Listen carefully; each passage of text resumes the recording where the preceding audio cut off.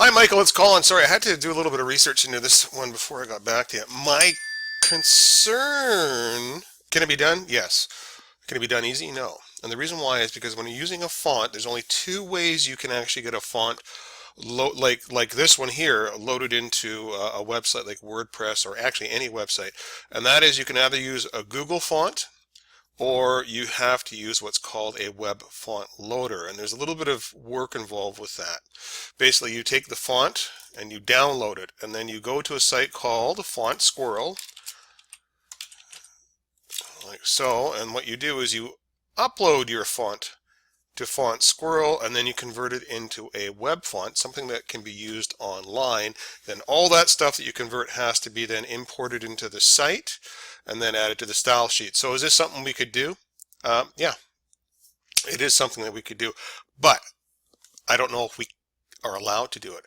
My concern is with fonts. Fonts are licensed, right? So if I go to dafont.com, I mean, I just did a Google search on Alien Encounter font, and it says it's download free for personal use. Okay, now a lot of these fonts you're not allowed to, by license, um, go and use them in any other format other than what they're provided. In other words, they're downloaded, it's something you install to your computer, but a web font is something different. That's installed to your web site as a different file format, and I'm not really sure if I'm allowed to do that.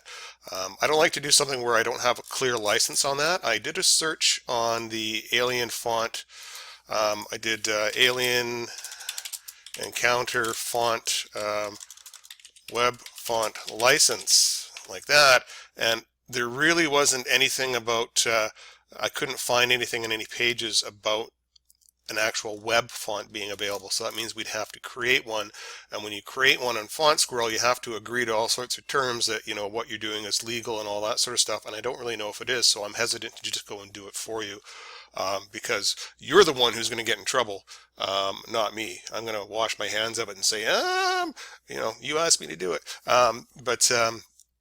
So what I'm going to suggest, and the reason for the video is just to say, hey, look, I've done some investigating into this, and I don't really know if it's a good idea because there is no web licensed version of this font that I can find. So if you have a license for that font, and it says you're allowed to use it as a web font, cool, then we can proceed and go ahead, because if somebody comes back at you and for whatever reason you've got a license that says you can do that, not a problem. The other thing I was going to suggest is type in Google Fonts if as an alternative, okay, and go to Google, the Google Font website, and then look through the different fonts they have available. That's one option right there. Or go to Font Squirrel. Now, Font Squirrel, typically these fonts here are already available in a web font. You can actually take a look for Find Fonts, Recent Generator.